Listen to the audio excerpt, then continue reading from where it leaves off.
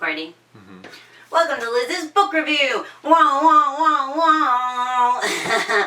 We are going to review Hidden Pictures. What? By Jason Rekulak. Sounds like a cold or like a cough. I think it's a city in Iceland. Rekulak, right? That's what it sounds like. Okay. Hidden Pictures. Oh, right there.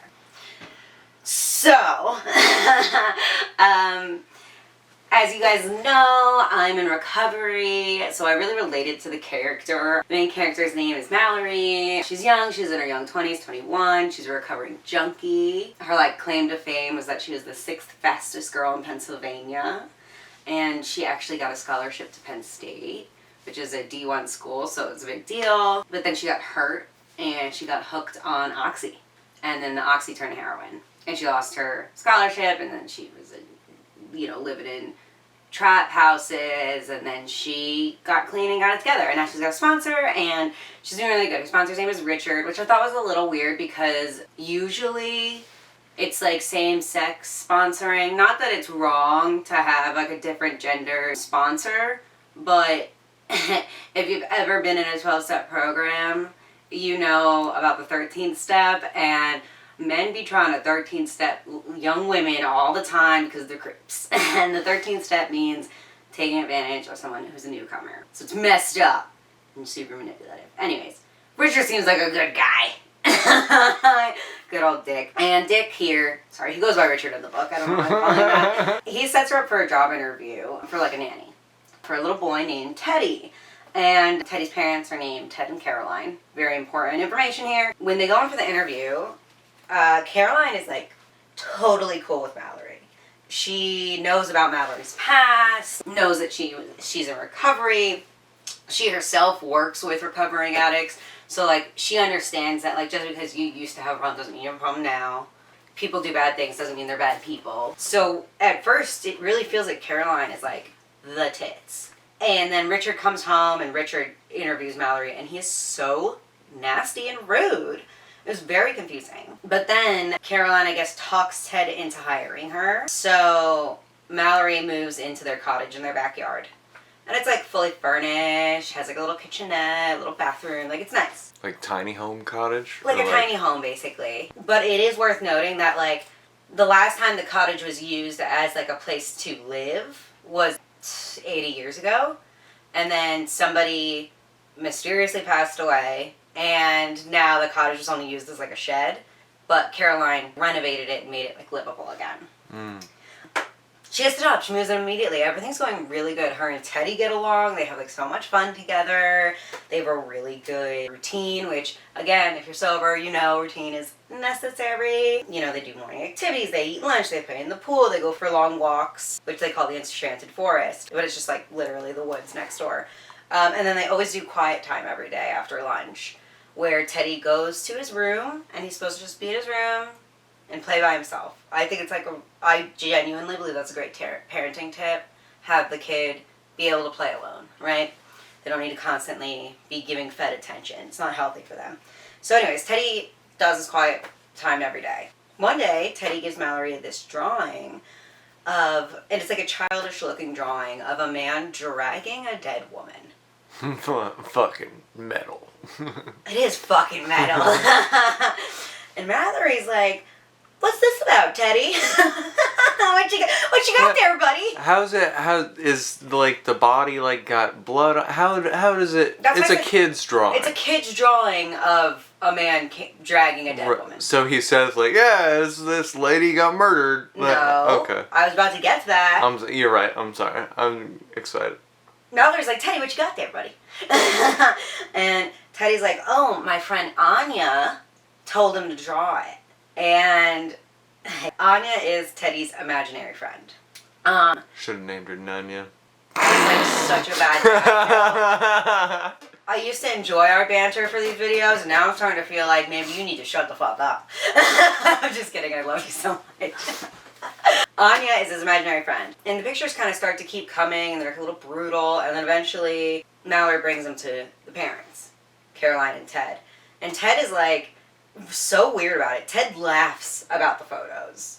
And Mallory's like, this is your fault, Ted. You read him Brothers Grimm. Like, and like... They're dark stories. They're dark stories, but like, it's, in my opinion, and in Mallory's opinion, Brothers Grimm isn't going to make a child's imaginary friend tell him to draw this stuff.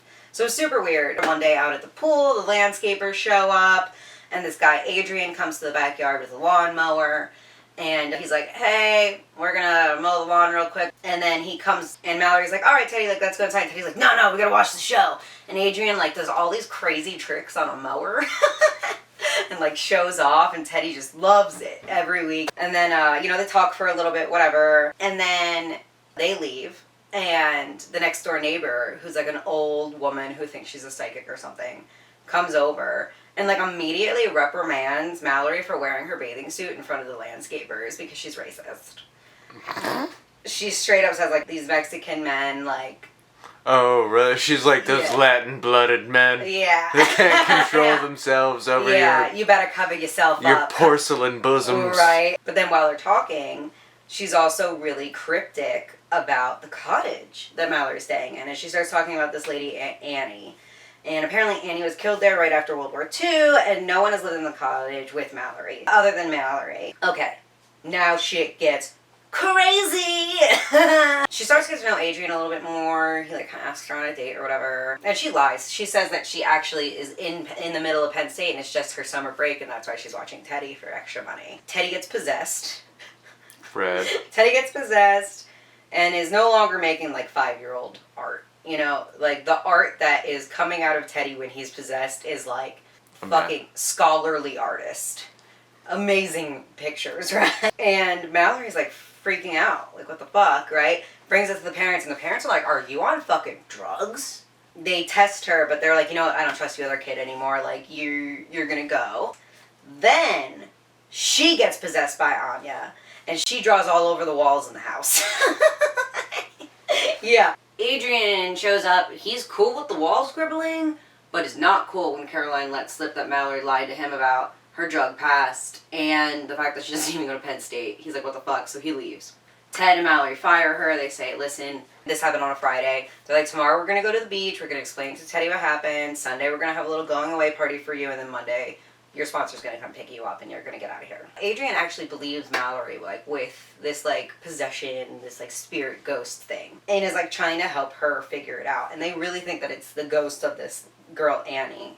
But they did some digging through the public library, and they found a relative, a living relative of this lady, Annie.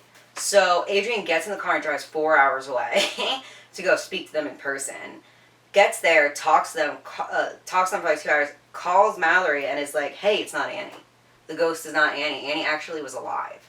Everyone in the town believed that Annie died because her uncle threw blood all over the cottage to make it look like she was murdered, because he would rather her be dead than admit that she was in love with a black man. And so Annie and her, soon-to-be husband ran away together. That was it. Had a whole life, had a whole great life, had a whole great family. That Annie story is just like a folklore for the town. Yeah. That, so for whatever reason, everybody believes. You could say that once you go black, you never come back. Yeah. Remember what we talked about? Mallory's shocked. Annie and Anya are not the same person. So she's like feeling really defeated. She's not really sure what to do. And then she notices some police activity over at the neighbor's house, the psychic neighbors. And a police officer comes by and is like, yo, your neighbor is dead and we gotta ask you questions. And Teddy is inside of the outside shower cleaning up while Mallory's waiting outside the shower when the police officer comes over to talk to them. And Teddy, sneaky, smart little kid, is like, there's a bug on the soap, I need your help. So Mallory's like, excuse me, officer, right? Goes in there and cleans, and she's like, well, what's going on? And Teddy's like, are we in trouble? And I'm like, man, I fuck with this kid. Mm-hmm. But, guess what? Teddy is not a boy. Teddy's actually a girl.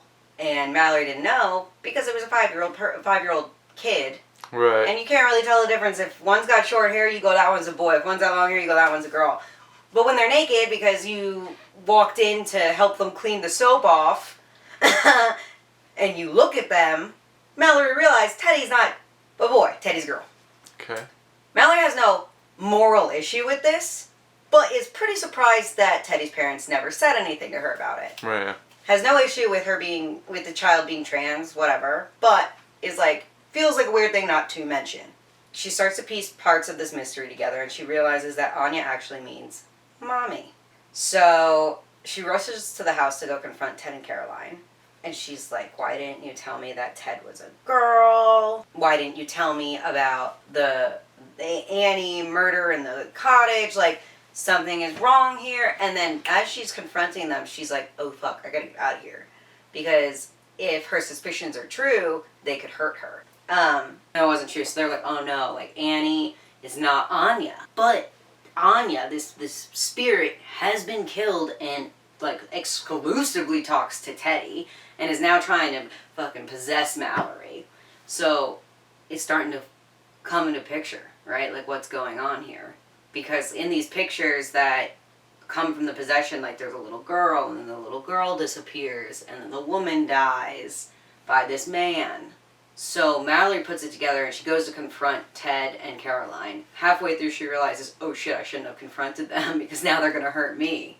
Her suspicion was that Teddy was kidnapped by Caroline and Ted, and they killed Teddy's mother. And that suspicion is true. And Teddy's mother is fucking haunting them. That's cool. Right? So, she figured it out. Ted knocks her out. Caroline brings her back to the college and puts a needle in her arm to make it look like she's back on heroin. So that way when she's dead, they'll just be like, drug addict, bad cause. Makes sense. But Ted replaced it with baby powder. So Caroline shot her up, left thinking that she'd come back and she'd be dead. But Ted shows up, helps unwrap her, and he's like, I put baby powder in it. He's like, why do you think I was so mean to you in the interview? Like, I did not want anyone to find out what we did. I did not want Caroline to murder another person. She's crazy. Caroline shows back up, fucking murders Ted. Yeah. But Ted, after getting shot, he's still alive, like grabs Caroline's leg. Mallory has a chance to like escape. Mallory runs upstairs, gets Teddy while she is sleeping, runs through the woods. There's this whole thing. Teddy gets possessed by Anya. Oh, Anya is another word for mom. Gets possessed by Anya, murders Caroline in the enchanted forest. Cops show up. Yeah, dude, it gets fucking insane. Anyways, then Teddy, whose real name is Flora, goes back to live with her dad. That's it. That's how they wrap that up. That's how they wrap it up. There's a lot more to it. Definitely like worth the read. I would give this book 5 stars. Like I really enjoyed it. Twists and turns were good.